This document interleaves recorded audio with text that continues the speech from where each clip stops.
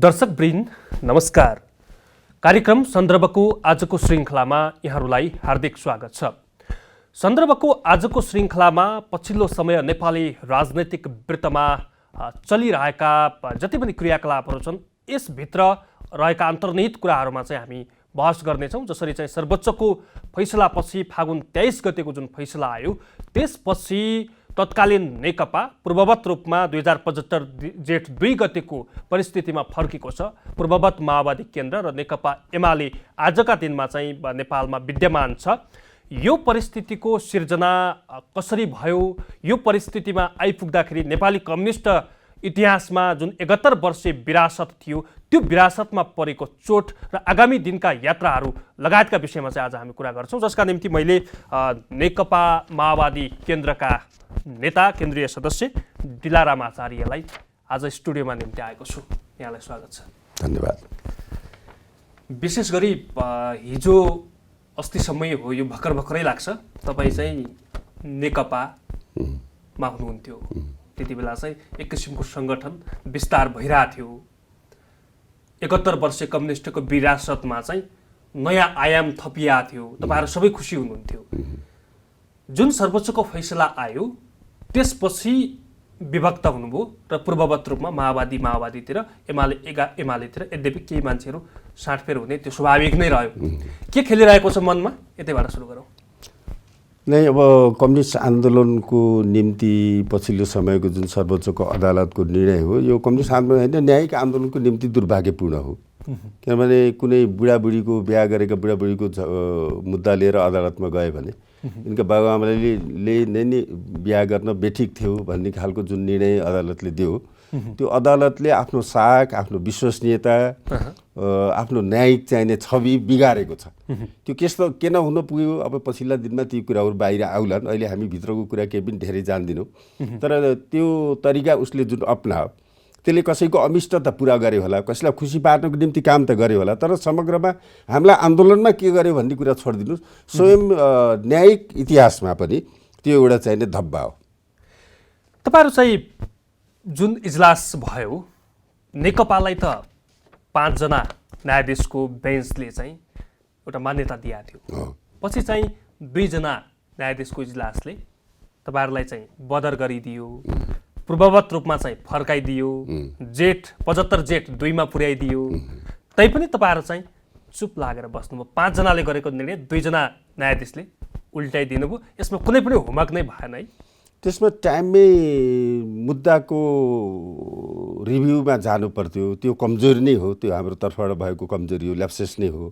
हामी टाइममै त्यसको चाहिने पुनरावलोकनमा जानु पर्थ्यो र त्यो सन्दर्भमा माधवज्यूले हामी एमालेतिरै जान्छौँ भनेर जुन निर्णय गर्नु त्यो पनि धैर्य गर्नु पर्थ्यो। उहाँहरूले अदालतलाई चाहिँ हाम्रो मुद्दा पुनः एकचोटि पूर्ण इजलासले हेरोस्, यो 5 जनाले गरेको 2 जनाले काट्ने कसरी भयो भन्ने विषय लिएर चाहिँ नि उहाँ अडिनु सक्नु पर्थ्यो। उहाँहरू पनि गइहाल्छौँ भन्नुभयो। अब हामीलाई पनि गाह्रो के भने फेरि अदालतले पूर्ववत पार्टीहरू चाहिने यथावत रहने भनिसकेपछि उहाँहरूले जान्छौँ भन्दाखेरि रोक्ने हामीसित कुनै हतियार पनि थिएन। त्यसो भएको हुनाले त्यो भयो। त्यसो हुँदाहुँदै पनि फेरि हामी आफ्नै किसिमले या स्वतन्त्र किसिमले पनि मुद्दाको चाहिने फुल बेन्चमा एकचोटि हेरियोस् यो 5 जनाले गरेको निर्णय भन्दा पनि अघि नै मैले भने एउटा न्यायिक इतिहासमा चाहिने एउटा कालो धब्बा हुने गरी बुढाबुढीको झगडामा कोही चाहिने अदालतमा गयो भने तिनका बाबुआमाले बिहा गर्न बेठिक थियो भनेर बाबुआमाकै बिहा बदर गरिदिने खालको होचुवा केटाकेटीपूर्ण अविवेकी अवैज्ञानिक र न्यायिक इतिहासमा पनि कहीँ पनि फिट नखाने खालको निर्णय जुन अदालतका 2 जना न्यायाधीशहरूले जुन गरे त्यसको चाहिने मुद्दामा हामी फुल बेन्चलाई हेर भनेर चाहिने अनुरोध गर्नको निम्ति ढिलो गरेकै हो। त्यसमा कमजोरी भएको जस्तो। अब त्यसपछि तपाईँहरू चाहिँ पूर्ववत रूपमा फर्किसक्नुभयो। अब सरकारको समर्थन समेत फिर्ता लिइसक्नु भएको छैन। सरकारमा समर्थन कायमै छ। पार्टीभित्र केही त्यस्तो होमवर्कहरू भएको छ? अब चाहिँ सरकारबाट समर्थन लिएर नयाँ सिरामा चाहिँ अगाडि बढ्ने भन्ने त्यस्तो केही छलफल बहसहरू भइरहेछ? अब यस्तो देखिन्छ, हेर्नुहोस् के देखिन्छ भन्दाखेरि यो सबै मामलामा जब प्रमुख प्रतिपक्षी अहिलेको सन्दर्भको प्रमुख ठुलो पार्टीको सरकार नचल्ने अवस्थामा पुगिसकेपछि प्रमुख प्रतिपक्षीले त्यसको चाहिने पहल कदमी लिनु पर्थ्यो। त्यो इन्सेसन लिने सन्दर्भमा देउबा र मूलभूत रूपले कांग्रेसले चाहिँ नि अनिच्छा देखाइरहेको छ। देउबाको चरित्र अनुसार उहाँहरूले देखाएको अनिच्छा पनि रहस्यपूर्ण छ। किन उहाँहरूले अनिच्छा देखाइराख्नु भएको छ? उहाँहरू चाहिँ नि सरकार बनाउने प्रश्नमा अस्ति विराटनगर गएर हामी सरकारको कुनै पनि खेलमा छैनौँ भनिसक्नु भएको छ। प्रतिपक्षी नै हो भनेर उहाँले 2-3 पटक दोहोऱ्याइराख्नु भएको छ। यता अब मधेसवादीसित काङ्ग्रेस, नेकपा माओवादी केन्द्र र यता चाहिँ नि मधेसवादीको सङ्ख्यालाई एक ठाउँमा नल्याइकन वैकल्पिक सरकार निर्माण हुन सक्दिन। त्यो बेलामा हामी एक्लै उफ्रिएर पनि केही हुनेवाला छैन। त्यसले गर्दाखेरि यस्तो एउटा जटिलतामा फस्दै गइरहेको छ। त्यसो भएर वैकल्पिक सरकार दिन पनि नसक्ने अवस्थामा चाहिँ नि हामी पुगिरहेका छौँ। यसको मूलभूत कारण के हो भन्दाखेरि अब काङ्ग्रेसले पहल कदमी तपाईँको पार्टीका अध्यक्षले त अब केही दिनमा चाहिँ धेरै कुर्न सकिन्न, समर्थन फिर्ता लिन्छौ भनेर बोलिसक्नु त्यो त लिनै पर्छ। किनभने अब हामीले फिर्ता लिएपछि अब जे हुन्छ अगाडि जान्छ। हामीले नैतिक रूपले पनि फिर्ता लिनुपर्छ। किनभने ओलीजीले सत्तामा बसेर जे गरिराख्नु भएको छ, हामीले समर्थन दिँदासम्म ती सबै जज अबजसका भागी हामी पनि भइरहन्छौँ।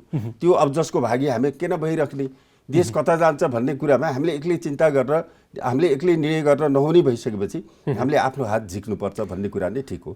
ढिलाराम आचार्यजी जस्तो चाहिँ नेपालको राजनैतिक इतिहासलाई हेर्दाखेरि जुनसुकै कालखण्डमा पनि एक तहसम्म चाहिँ मिल्ने, त्यसपछि चाहिँ टुक्रिएर जाने यो कम्युनिस्टको हिजोको नजिरले पनि त्यही देखाउँछ। प्राय कम्युनिस्टहरू चाहिँ टुक्रा टुक्रा भएको चाहिँ इतिहास पनि छ। संसारका मजदुर वर्गहरू एकौँ, कम्युनिस्टहरू एकौँ भनेर नारालाई अंगीकार गर्ने, तर एउटा बिन्दुमा आइसकेपछि सबैभन्दा बढी कम्युनिस्ट फुट्ने यो इतिहास छ।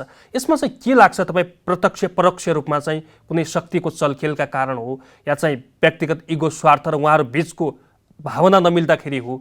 यो प्रक्रिया चाहिँ नेपाली राजनीतिमा किन दोहोरिरहन्छ, किन निरन्तर यस्तै हुन्छ? यसका दुईटा पाटा छन्। हेर्नुहोस्, हामीले चाहिने जुन एउटा मार्क्सवाद लेनिनवाद भनिरहेका छौँ त्यसलाई चाहिने सैद्धान्तिक राजनीतिक रूपले आत्मसात गरेर पक्रिने भन्दा पनि त्यसलाई दाउपेचको रूपमा प्रयोग गर्ने प्रवृत्ति नेपालको कम्युनिस्ट आन्दोलनभित्र विगतदेखि अभ्यास हुँदै आयो। जसले गर्दाखेरि एउटा आत्मसात गरेर मार्क्सवाद लेनिनवादलाई आत्मसात गरेर काम गर्दाखेरि एउटा रिजल्ट निक्लिन्छ। देश जनताप्रति, उत्पीडित जनसमुदायप्रतिको उत्तरदायित्व र जवाबदेहिता जुन मनभित्र पलाउँछ त्यसलाई दाउपेचको रूपमा प्रयोग गर्ने। तपाईँसित मैले बहस गर्दैछु, अब मैले मार्क्सवाद पढेको छु, तपाईँलाई अगाडि ल्याएर चाहिने लेनिनका दुईवटा कोटेसन हालिदिएर तपाईँलाई हराउने, यो दाउपेचको रूपमा प्रयोग गर्ने चाहिने प्रवृत्ति पनि नेपालमा छ। र अहिले नेपालको सन्दर्भमा हाम्रो तत्कालीन नेकपाभित्र जुन 2/3 एउटा चाहिने सरकार थियो त्यसलाई विभक्त पार्ने या छिन्न भिन्न पार्ने कुरा त कहाँबाट सुरु भयो भने लडाइँ पहिला पनि थियो। तर जब भारतीय रहको चिफ आएर चाहिने प्रधानमन्त्रीलाई भेट्नुभयो राति 2-3 बजेसम्म, त्योभन्दा अगाडि पनि पार्टीभित्र झगडाहरू थिए, मतभेदहरू थिए, मनभेदहरू थिए, ग्रुपहरू थिए, त्यो सबै चलिरहेको थियो। तर ती सबै के थिए भने पार्टीभित्र मात्रै सीमित थियो। आफै त्यहाँभित्र उठ्थे र समाधान हुँदै पनि जान्थे। तर त्यो बैठकपछि जुन खालको दम्ब, घमण्ड, आक्रोश र एक खालको चाहिने म नै राजा हुँ कि भन्ने खालको मनोवृत्ति जुन केपी ओलीमा पलाएर गयो, त्यो गइसकेपछि एक खालको चाहिने पार्टी विभाजनतिर जाने अवस्था, सदन विघटन गरिदिने अवस्था, जे गरे पनि हुन्छ भन्ने अवस्थामा चाहिने केपी ओलीजी पुग्नुभयो र त्यसलाई समग्रमा सम्हालेर लान सक्नु भएन। यहाँले भन्न खोज्नु भएको भारतीय रह प्रमुख सामन्त गोयल आएर उहाँलाई यस्तो बुटी खुवाउनु भयो, त्यसपछि चाहिँ उहाँ फरक हतखण्डामा लाग्नु के खुवाउनु भयो त्यो अब त्यो भित्री कुरा हो। तर उहाँहरूको 1-to-1 मिटिङ भएको छ र राति 2 बजेसम्म चलेको छ बाइलवा टारमा। त्यो बैठक पछि अगाडिका प्रवृत्तिहरू त पनि त त्यस्तै त थिए नि, तर ती एक ठाउँमा गएर ठिउरिन्थे, एक ठाउँमा गएर सहमतिमा पुग्थे। त्यसपछि त उहाँ यस्तो ठाउँमा पुग्नुभयो कि कसैलाई पनि नगर्ने अवस्थामा पुग्नुभयो र एक खालको दम्ब घमण्ड पलाएर गयो र त्यसले चाहिँ पार्टीलाई विभाजनको अवस्थामा पुर्याइदियो। त्यसभन्दा अगाडि पनि त पार्टीका बैठकमा नआउने, आफ्नो निर्णयलाई पनि मात्रै लाद्न खोज्ने लगायतका ती प्रकृतिहरू त सिलसिलेवार थिए। निश्चित अवधि आइसकेपछि गोयलसँगै भेट भइसकेपछि उहाँ यस्तो बन्नुभयो भन्ने के याद होइन? त्यसभन्दा अगाडि पनि विभिन्न विवादहरू थिए। बेलामका मिटिङहरू लामो चल्ने अवस्था सिर्जना हुन्थ्यो, विभिन्न आयोगहरू बन्थे, एउटा समाधानमा जान्थ्यो र सहमतिमा जान्थ्यो। उहाँ पनि एक पाइला पछाडि हट्न सहमत हुनुहुन्थ्यो, अरू साथीहरू पनि पछाडि हट्थे। त्यो बैठकपछि उहाँ एक इन्च पनि पछाडि हट्ने ठाउँमा पुग्नु भएन, बरु म सदनै विघटन गरिदिन्छु भनेपछि यसमा चाहिँ नेकपाको एकतामा चाहिँ भारत पनि एक किसिमको खेलाडी नै कसरी खेल्यो त्यो अब त्यो भित्री कुरा त हामीलाई थाहा छैन। तर घटनाहरूले के यहाँले भने अनुसार त त्यसपछि भारत त यसको गोटी बन्यो नि, त्यसपछि खेल सुरु भयो। बिल्कुल उहाँहरू चाहिने ओलीजीमा जुन खालको दम्ब घमण्ड र अरूलाई देख्दै नदेख्ने, मै हुँ भन्ने, आफूलाई राजाभन्दा ठुलो ठान्ने, म जे बोल्छु त्यही कानुन हुन्छ भन्ने, अवस्था जुन त्यस खालको घमण्ड सिर्जना भयो त्यो चाहिँ नि त्यसपछि उहाँमा सिर्जना भयो। स्वयं सदन विघटन पछि मैले एउटा इन्टरभ्यू हेर्दै थिएँ, उहाँ के भन्दै हुनुहुन्थ्यो भने मेरो चाहिँ नि 50 लाख भोट आउँछ, अब जनताले 50 लाख भोट हाल्छन्, 100 सिट चाहिँ नि म प्रत्यक्षमा ल्याउँछु भन्नुभएको थियो। त्यो भनेको 200 भन्दा माथिको कुरा हो। 200 सिट 174 चाहिँ नि हाम्रो चाहिँ नि दुईटा पार्टी मिल्दाखेरि थियो, म एक्लै 200 भन्दा माथि ल्याएर देखाइदिन्छु भन्ने तहको घमण्ड उहाँमा जुन देखा पर्यो त्यो कहीँ न कहीँ चाहिँ नि नेपाली जनतासित जोडिएर आएको घमण्ड होइन, नेपालको कम्युनिस्ट आन्दोलन भित्रबाट पलाएको त्यो खालको एउटा चेतना होइन। उहाँका ती बोलीहरू र उहाँका वक्तव्यहरू सुन्दाखेरि त स्वस्फूर्त रूपमा चाहिँ उहाँले धेरै कुराहरू त यसरी पनि बोल्नु भएको छ नि त भने। अब त्यो भारतले नै यसमा इसारा गरे होला, उहाँहरूको भेटबाट नै उहाँले यस्तो बोल्नु भयो होला भन्ने त आधार त भएन नि। पार्टीभित्रको जुन झगडा हो त्यो झगडामा तेस्रो पक्ष आएर मिसिएको अनुभूति कहाँ भयो भने त्यसपछि उहाँ 1 इन्च पछाडि हट्न नमान्नु। होइन, उहाँले हिजो बोल्या त पानी जहाज ल्याउँछु, घर घरमा पाइप बाँड्छु, ग्यास चाहिँ जोड्छु भनेर त बोल्नु भएको छ, त्यो पुरा भएको छैन। यस्ता कुराहरू त बोलिरहनु हुन्छ तिनी भोलिका सपनाका कुरा हुन्। ठिक छ, ओली छँदै या ओली नभएपछि, म छँदै या म नभएपछि पनि पुरा हुने कुरा हुन् तिनी। किनभने हामीले सधैँभरि यो चाहिने ट्याङ्करमा ग्यास बोकेर साध्दै हुन्न, काठमाडौँ जस्तो जटिल ठाउँमा बसेर पाइपबाट ल्याउनै पर्छ, त्यो कहिले हुन्छ भन्ने कुरा मात्रै हो। पानी जहाजको कुरा पनि हाम्रो होला, हुनै हुन्न भन्ने कुरा होइन, उहाँले त बोल्नमा चाहिँ केही पनि गरिदिन्छु भन्ने कुरा एउटा कुरा हो, उहाँको चाहिने एउटा बोल्ने शैलीको कुरा हो। तर राजनीतिक रूपले जुन खालको दम्भ घमण्ड उहाँभित्र पलाएर गयो, म नै राजा हुँ भन्ने खालको भावना जुन पलाएर गयो, मेरो विरुद्ध दस्तावेज लेख्ने, पार्टीमा त दस्तावेज आउँछन्। मैले त त्यो 19 पेज प्रस्तुत हुँदाको अर्को दिन गएर बालुवाटारमा प्रधानमन्त्रीसित 1 to 1 1.5 घण्टा बसेर कुरा गरेको छु। र मैले के भनेको छु भने यो चाहिँ 19 पेजको आयो, तपाईँ उत्तेजित नहुनु होला, किनभने 19 पेज धेरै गम्भीर छ। तर योभन्दा गम्भीर मुद्दा पनि हिजोको दिनमा पार्टीभित्र आएका छन्। हिजो पञ्चायत छँदा, राजा छँदा एउटा नेताले अर्कोलाई दलाल भन्ने आरोप लाउने, गद्दार भन्ने आरोप लाउने, सिआइडी भन्ने आरोप लाउने, यो 19 पेजमा भएको भन्दा धेरै सिरियस कुरा। भनेपछि उहाँलाई न्यू मात्रै चाहिएको थियो होइन? तर ती कुराहरू पार्टीभित्र चाहिँ छलफल बहस गरेर टुङ्गो लागेका छन्। त्यस्ता गम्भीर मुद्दाहरू पनि आयोग बनेका छन्, छानबिन भएका छन्, केही ठिक साबित भएका छन्, केही बेठिक साबित भएका छन्, साम्य भएका छन्। त्यसो हुँदा यो पनि साम्य हुन्छ भन्ने कुरा मैले गरेको छु। तर उहाँ त उत्तेजित, मैले भेट्दाखेरि उहाँ उत्तेजित भइसक्नु भएको थियो र मेरो झगडा गर्ने हैसियत पनि थिएन, किनभने म उहाँसित लामो समय जोडिएर आएको मान्छे परिनँ। पार्टी एउटै भएको हुनाले, नेता भएको हुनाले मैले भेटेँ। तपाईँलाई हप्काएर पठाइदिनु भयो बालुवा? हप्काउने होइन, फकाउन कोसिस गर्नुभयो। हप्काउनु त गर्नु भएन, किनभने हाम्रो सम्बन्ध पनि मिठै थियो र पहिलेदेखि एउटा घनिष्ठ सम्बन्ध भएको मान्छे हो हामी। उहाँले फकाउने कोसिस गर्नुभयो त्यसपछि। तर उहाँ उत्तेजित भइसक्नु हो भन्ने कुरा मैले बुझेपछि म झगडा गर्ने तहमा चाहिँ ओर्लिन चाहिनँ। मैले आफ्नो कुरा गरेँ, तपाईँ बिल्कुल उत्तेजित नहुनुहोस्, यसलाई पचाएर जानुपर्छ भन्ने कुरा मैले गरेँ। तर त्यसपछिको अर्को स्टेप के हुन्थ्यो भने झगडा गर्नुपर्थ्यो, त्यो मैले गर्न चाहिनँ। अब यो जित कसको भन्ने पनि व्याख्या गर्न थालेका छन् केही पङ्क्तिहरू। तपाईँका पार्टीका हिजोका तपाईँसँगै सहयात्रा गरेका तपाईँका नेता आज चाहिँ एमालेमा हुनुहुन्छ, उहाँ चाहिँ सत्ताको बागडोरमा हुनुहुन्छ। यसले गर्दाखेरि माओवादीलाई त ठुलै घाटा लाग्यो है एकताले। नै तपाईँले जित र हारको तहबाट यसलाई हेर्नुहुन्छ भने मैले त के देख्छु भने सबभन्दा धेरै यो समग्र प्रक्रियामा हारेको केपी ओलीले हो। कसरी? उहाँ त अहिले प्रधानमन्त्री हो, एउटा एमालेको अध्यक्ष हुनुहुन्छ, शक्तिशाली हुनुहुन्छ, राष्ट्रपति पनि भएको, बहुमतको प्रधानमन्त्री छ, सबै कुरा छ। त्यो बाहिरी रूप पक्ष मात्रै हो। सारमा तपाईँले एउटा हेर्नुभयो भनेदेखि यो तत्कालीन नेकपाको चाहिने प्रमुख 1 नम्बरको अध्यक्ष म हुँ भनेर त उहाँको दाबी छ नि। 1 नम्बर 2 नम्बर भन्ने कुनै निर्णय थिएन, 2टा अध्यक्ष भन्ने मात्रै थियो। यद्यपि उहाँले 1 नम्बर भन्नु, उमेरले पनि जेठो, प्रधानमन्त्री पनि भएको हुनाले 1 नम्बर नै उहाँ हो, मुख्य नेता उहाँ, देशको प्रधानमन्त्री उहाँ। उहाँको नेतृत्वमा 2/3 नेपाली जनताले दिएको हातको 2/3, कम्युनिस्ट पार्टीको जनमतको 2/3, त्यसको हकीकत आज के भयो? खेलचारी छ। केपी ओलीले चाहिँ इन्टरभ्यू दिए जस्तै हो, भोलि 200 सिट केपी ओलीले लिन सक्नुहुन्छ, यथार्थ जगमा भोलि त आइहाल्ला नि, 2 वर्षपछि त ढिलो भएको। 2/3 बहुमतको कम्युनिस्ट पार्टीको सरकार हातमा आउने भनेको के हो भन्दाखेरि पुष्पलालदेखि आजसम्म नेपालमा जे जति कम्युनिस्ट पार्टीका मिटिङहरू भए, भेलाहरू भए, सम्मेलन भए, दस्तावेज लेखिए, जनता र देशको पक्षमा हामीले जे बाचा कबुल गऱ्यौँ त्यसलाई कार्यान्वयन गर्ने तहमा हामी पुगेका हौँ नि। त्यहाँ पुगेपछि उहाँको चाहिने नेतृत्वमा जुन विखण्डन, सदनको पनि विखण्डन, पार्टीको विखण्डन, पार्टीहरूको यो छिन्नभिन्न अवस्था, यो सबै जुन परिणामको यसको निष्कर्षमा भोलि अझै विषय निष्कर्षमा पुगेको छैन, निष्कर्षमा पुग्न दिनुहोस्। मैले त के देख्छु भने यो सबै परिघटनामा हामी पनि असफल हौँ, किनभने यही केन्द्रीय कमिटीमा एउटै कमिटीमा हामी थियौँ। हामीले कति हिस्सा बोक्नुपर्छ त्यो छाती पिटेर बोकौँला। तर सबभन्दा बेसी कोही असफल हो भनेदेखि केपी ओली असफल। र केपी ओलीलाई प्रयोग गरेर नेपालमा कम्युनिस्ट आन्दोलन नचाहनेहरू, DTI को कम्युनिस्ट आन्दोलनको सरकारलाई भत्काइदिन चाहनेहरू, नेपाली जनताको हक हितको संरक्षण कम्युनिस्ट पार्टीले नगरोस् भनेर चाहनेहरू सफल भए र केपी ओली सम्पूर्ण रूपले असफल हुनुभयो। आफू टुक्रिने, आफू असफल हुने, दोष चाहिँ अरूलाई थुपार्ने हाम्रो पहिलेदेखिको बानी हो। कम्युनिस्ट पार्टीमा के एउटा चलन हुन्छ भने तपाईँ र म एक ठाउँमा गयौँ र ठुलै गल्ती भयो भने पनि त्यो कम्युनिस्ट पार्टीको एउटा आम नीति के हुन्छ भने त्यो कमजोरी त भयो। ओलीसँग त्यति विवेक छैन, म चाहिँ टुक्रिँदाखेरि चाहिँ भोलि मेरो हालत के हुन्छ, मेरो हविगत के होला, कम्युनिस्ट आन्दोलनलाई चाहिँ सँगै सँगालेर लैजानुपर्छ भन्ने उहाँले त्यति पनि सोच्नु नसक्नु भयो होला। हुनुपर्ने हो तर देखिएन, परिणामले देखाएन। हुनुपर्ने हो, एउटा पाएको पुरानो नेता हो, त्यो हैसियतमा 81 रातारात चाहिने पुल चढेर आएको मान्छे होइन।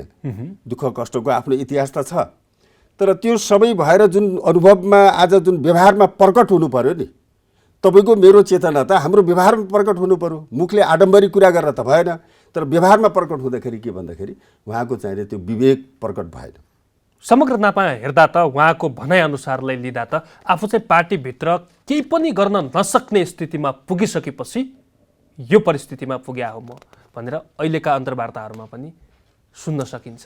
होइन, वाक कटुतामा त उहाँ सिपालु नै हुनुहुन्छ। हेर्नुहोस्, कुरा बनाउन, वाक कटुता गर्न, सुटकुला हाल्न, यसमा त उहाँ सिपालु नै हुनुहुन्छ। त्यसो त त्यो कुरा त उहाँले गर्नु होला। तर इतिहासले भोलि निर्मम मूल्याङ्कन गर्दाखेरि केपी ओलीका चुटकुला के थिए, वाक कटुतामा उहाँले के भन्नुभएको थियो भन्ने कुरा त हेर्दिनँ। हेर्छ के भने तथ्य हेर्छ।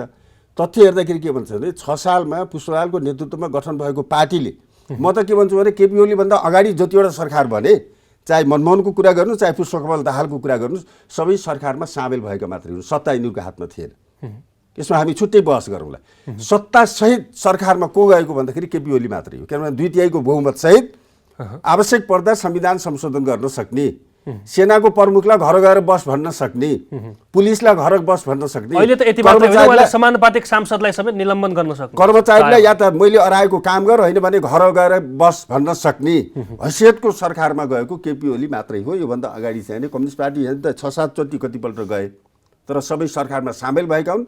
सत्तासहितको सरकारमा केपी ओली मात्रै पुग्नु भएको नेपाली जनताले पुर्याएका हुन्। त्यस अनुसार जुन काम गर्नु पर्थ्यो उहाँले छिन्नभिन्नलाई, विघटनलाई, विभाजनलाई, किनभने मुख्य नेताले त सबैलाई समेटेर लैजानु पर्यो नि। अब चाहिँ माओवादी केन्द्र र चाहिँ एमाले बीच गठबन्धन हुने सम्भावना कतिको छ? तपाईँ कुन पक्षतिर? तत्काल देखिन्न। हेर्नुहोस्, यति ठुलो कटुता पैदा भयो कि यति ठुला चाहिने भोलि निर्वाचनमा जाँदाखेरि त, भोलि मत ल्याउँदाखेरि त गठबन्धन गर्नुपर्ने होला। भोलि निर्वाचनमा पनि त्यो सम्भावना छैन। त्यसरी गठबन्धन गर्न जान खोज्दाखेरि जन लेभलमा समेत यति ठुलो कटुता पैदा भयो कि त्यहाँ चाहिँ अपवादमा कुनै ठाउँमा भएछ भने होला। नत्र मैले के देख्छु भन्दाखेरि हामीले चाहिने माथि एउटा सचेततापूर्वक गठबन्धन गरे पनि तल जाँदाखेरि घात अन्तर्घात हुने, एकले अर्कोलाई भोट नहाल्ने अवस्थामा हामीले पुर्यायौँ। आपसी भनाभनबाट, आपसी छलफलबाट, आपसी बहसबाट, आपसी कटाक्षहरूको चाहिने प्रहारबाट त्यहाँ पुगेको छ। त्यसले गर्दाखेरि भविष्यमा हुँदै हुन्न भन्ने कुरा त होइन, भविष्यमा होला। तर तत्काल त्यस खालको एकताको सम्भावना मैले देख्दिनँ। केपी ओली प्रतिको क्रेज, जनमासमा पलाएको क्रेज, त्यसले गर्दाखेरि त उहाँहरू त कति पनि हतोत्साहित हुनु भएको छैन यो अहिलेको निर्णयले। उहाँहरू त एकदम छाती प्रफुल्ल बनाएर अगाडि बढिरहनु भएको छ, तपाईँहरूले नजिकबाट देख्नु भएको छ। यसो क्रेज त अब फेरि समस्या के छ भन्दाखेरि अब केपी ओलीले भेट्ने पनि आफूभन्दा बाहिरको मान्छे होइन। हेर्नुहोस्, आफ्नो समर्थक शुभचिन्तक मात्रै हो। त्यही I love you KP Oli भन्ने केटीहरू जुन घुम्छन् त्यहाँ वरिपरि, त्यही खालका चाहिने मान्छे जो एकरो भएर समग्र परिस्थितिको विश्लेषण गरेर होइन कि एउटा चाहिने कोचिङको आधारमा केपी ओलीको समर्थक शुभचिन्तकलाई मात्रै भेट्नुहुन्छ। आम जनतालाई मेरो केपी ओलीलाई अनुरोध के छ भने कुनै पार्टीमा नलागेको गाउँको एउटा किसानलाई गएर भेट्नुहोस् त, त्यसले केपी ओलीलाई साबास भन्छ कि के भन्छ। या अनामनगरमा चाहिने के अरे 80 वर्ष नागेका पुष्पलालसित काम गरेका कम्युनिस्टहरू छन्, बुढाहरू केही बाँकी छन्, तिनलाई एकचोटि 10-12 जना कतै भेटेर सुन्नुहोस् त तिनीहरूले के भन्छन्। त्यसमा त मेरा समर्थकले या हाम्रा समर्थकहरूले वरिपरि के भनिरहेका छन् त्यसलाई मात्रै सुन्ने हो भनेदेखि एउटा निष्कर्ष निक्ला। ओलीजी पनि एउटा निष्कर्षमा पुग्नु होला, हामी पनि एउटा पुग्नु। तर आम जनमासको कुरा के हो भन्दाखेरि केपी ओलीले ठिक गर्नु भएन, 2/3 सरकार सम्हालेर जनता र देशको भलो गर्ने ठाउँमा पुग्नुभएको थियो उहाँ। हिजोदेखि हामीले लागेका नारा जमिन कसको जोत्नेको कार्यान्वयनको तहमा पुग्नुभएको थियो। माओवादी खुम्चियो है, घर कसको पोत्लेको कार्यान्वयनको तहमा पुग्नुभएको थियो। त्यो बेलामा उहाँ चाहिँ नि विघटनको दिशामा सर्वोच्च अदालतको पछिल्लो फागुन 23 को फैसलाले त माओवादीलाई त एउटा सीमित समूहमा खुम्च्याइदियो।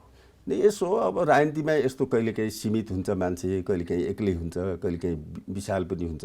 उसले लिएको नीति कार्यक्रम के छ भन्ने कुराको आधारमा यी सबै कुरा निश्चित हुने हेर्नुहोस्। हुन त म अब धेरै पाएको होइन, मभन्दा धेरै पाएका नेताहरू देशमा हुनुहुन्छ, तर मैले मोटामोटी हिसाब गर्दाखेरि पछिल्लो टाइमसम्म आउँदाखेरि 14-15वटा विभाजनहरू सहिसकेको छु मैले। 14-15वटा विद्रोहहरू, विभाजनहरू, कहीँ आफै पनि सामेल भयो, कहीँ अरू साथीहरूले गरे। ती सबैलाई प्रत्यक्ष रूपमा भोगेर यहाँ आउँदाखेरि मैले के देख्छु भने तपाईँ मुद्दा के लिएर हिँड्नुभएको छ, जो देश र जनताप्रतिको जवाबदेही त के हो भन्ने कुरा प्रमुख कुरा हो। र तपाईँ फेरि भोलि सत्तामा गइहाल्नुहुन्छ कि प्रधानमन्त्री हुनुहुन्छ कि हुनुहुन्न, मन्त्री हुनुहुन्छ कि हुनुहुन्न, सांसद हुनुहुन्छ कि हुनुहुन्न, एउटा कम्युनिस्ट पार्टीको कम्युनिस्ट क्याडरको हिसाबले मैले के देख्छु भन्दाखेरि त्यो पनि प्रमुख कुरा होइन। प्रमुख कुरा के हो भने तपाईँ आफ्नो आस्थामा अडिग रहेर निरन्तर एउटा जनताको पक्षमा लडिरहन सक्नुहुन्छ कि सक्नुहुन्न जीवनभर। सबभन्दा ठुलो परीक्षा त्यहाँ हो। पदको निम्ति, प्रतिष्ठाको निम्ति आफूसित चाहिने के अरे धन दौलतमा दाँजेर बिक्नी, बिकाउ गर्ने, बजारमा चाहिने मोलतोल लाउने भनेदेखि त हामी पनि त बिक्न सक्दैनौँ नि। अहिले टेम्पूको पछाडि झुन्डिएर हिँड्न जरुरी हुन्न त्यो होला नि। तर के भने हामी आफ्नो आस्थामा जुन अडिग छौँ, हामीले जुन एउटा कम्युनिस्ट आन्दोलन, मार्क्सवाद लेनिनवाद प्रतिको जुन हाम्रो आस्था छ, जनताप्रतिको जुन उत्तरदायित्व छ, त्यसलाई बोकेर जाने हो। आज कमजोर भए भोलि बलियो हुन पनि सक्छौँ र हामीले फेरि जनताको उत्तरदायित्व बोकेर जान सकेनौँ भने आज विशाल भए पनि भोलि छिन्न-भिन्न हुन सक्छ। एउटा अर्को कुरा नि आचार्यजी, अलिकति बहस गर्नुपर्ने कुरा, कम्युनिस्टहरू दुःखमा धेरै मेहनत गर्छन्। उनीहरू माथि उठ्नका निम्ति चाहिँ उनीहरूको मेहनत चाहिँ धेरै हुन्छ। हिजो पुष्पलाल हुँदै आजसम्मको इतिहासलाई हेर्दाखेरि, तर एउटा बिन्दुमा पुगिसकेपछि फेरि टुक्रिन्छन्। यो कारण के हो? बढी महत्त्वाकांक्षा भएर हो कम्युनिस्टहरूमा, त्यस्ता क्याडरहरू जन्मेर हो, या चाहिँ अन्य कुनै कारण छ? यसो अब यसका 2-3टा कारण छन् हेर्नुहोस्। एउटा कारण त के छ भन्दाखेरि मैले सुरुमै भने थिएँ, हामीले चाहिने हाम्रो जुन सैद्धान्तिक अवधारणा हो द्वन्द्वात्मक ऐतिहासिक भौतिकवादलाई, त्यसलाई आत्मसात गर्ने भन्दा पनि त्यसलाई तर्कशास्त्रको रूपमा प्रयोग गर्ने, अरूको चाहिने मुख चुप लगाउनुको निम्ति बाहिरी प्रयोग मात्रै, त्यसलाई आत्मसात गर्ने पाटो चाहिने कमजोर छ हाम्रोमा। अर्को भन्नुहुन्छ भनेदेखि अब यो कति मिठो मानिन्न मलाई थाहा छैन।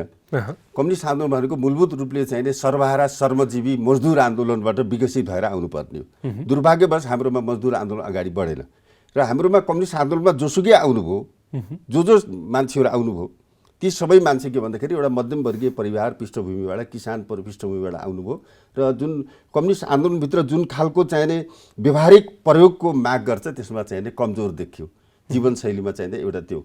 अर्को फेरि निश्चित अवधिसम्म एकजुट भएर अगाडि जाने, दुःख गर्ने, अनि सुख पाउँदा बित्तिकै चाहिने भड्किने जुन कुरा हो, यो के रहेछ भन्दाखेरि एउटा मान्छे चाहे वडा अध्यक्षको रूपमा या मन्त्रीको रूपमा या प्रधानमन्त्रीको रूपमा जुन सत्तामा जान्छ, जनताले जितेर पठाउँछ नि, त्यो जितेर पठाउने बेलामा फुलमाला लाएर गएको बेलामा उसलाई के अनुभूति हुन्छ भने मेरो काम सिद्धियो, मेरो परीक्षा सिद्धियो, म पास भएँ। तर सबभन्दा ठुलो परीक्षा त उसको त्यहाँ भइरहेको हुन्छ।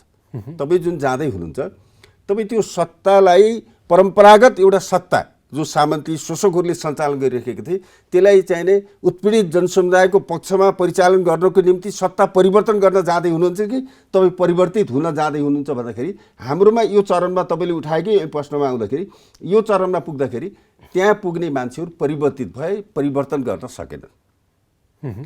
केही राम्रा काम पनि भए हेर्नुहोस्। जस्तो पुष्पकमल दाहाल प्रधानमन्त्री हुँदाखेरि मैले एउटा कुरा हेरिरहेको थिएँ, सिंहदरबार वरिपरि जुन यो काङ्ग्रेस एमाले या चाहिने पञ्चहरूले राजाले भर्ना गरेको चाहिने 4थो दर्जाका कर्मचारी जुन थिए, पिउन सिउन के अब 4थो दर्जा भने सिपुन हुन्छ, एउटा मन्त्रालयमा 10, 15, 35, 40 जना हुन्छन् नि। यिनको के हुन्छ, वर्गको कुरा त गर्ने, यसको के हुन्छ भनेर हेर्दाखेरि वास्तवमा उहाँले आउँदो बित्तिकै के निर्णय गर्नु भने 4थो दर्जाको कर्मचारी नछुने, जो जहाँ छ त्यही काम गर्न दिने। त्यो राम्रो वर्गको कुरा थियो, किनभने वर्ग भनेको त काङ्ग्रेसभित्रको उत्पीडित पनि हाम्रो वर्गको मान्छे मान्नु पर्यो नि। आफूलाई भोट हाल्ने भए त्यो आफ्नो वर्गको होइन भने होइन, त्यो राम्रो निर्णय थियो। तर के भयो भन्दाखेरि हामीले चाहिने सत्तालाई परिवर्तन गर्ने भन्दा पनि हामी त्यहाँ गएपछि परिवर्तित हुने, सत्तामा आइबक्स्यो, खाइबक्स्यो, पैसा, लोभ, लालच, कमिसन, घुस, भ्रष्टाचार, यी सबै कुराले के गर्यो भन्दाखेरि होनहार क्रान्तिकारीहरूलाई पनि लगेर चाहिने त्यहाँभित्र हालिदिइसकेपछि सत्ताले आफ्नो अनुकूलतामा ती मान्छेहरू बदलिदियो। हामीले त्यसलाई बदल्न सकेनौँ। त्यो परीक्षामा हामी सफल हुन सकेनौँ, जसको परिणामस्वरूप तपाईँले भन्नुहुन्छ जब चाहिने दुःख कष्ट गर्न, झेलनेल गर्न सबै कुरामा सफल, जब एउटा सुख सुविधामा पुग्छ त्यसपछि चाहिने बिग्रिन्छ भन्ने कुरा हो। त्यहाँको सफलता चाहिने हामीले राम्ररी पार गर्न सकेनौँ। हस्, यहाँको महत्त्वपूर्ण समयका लागि म धन्यवाद दिन चाहन्छु। हस्, धन्यवाद। दर्शकवृन्द, कार्यक्रम सन्दर्भको आजको श्रृङ्खलामा पछिल्लो समय नेपाली राजनैतिक वृत्तमा चलेको वस्तुस्थिति र यसको पेरिफेरीमा रहेर आज हामीले कुराकानी गऱ्यौँ। आजका निम्ति सन्दर्भको समय सकिएको छ। खेम्बम बिदा हुन्छु। नमस्कार।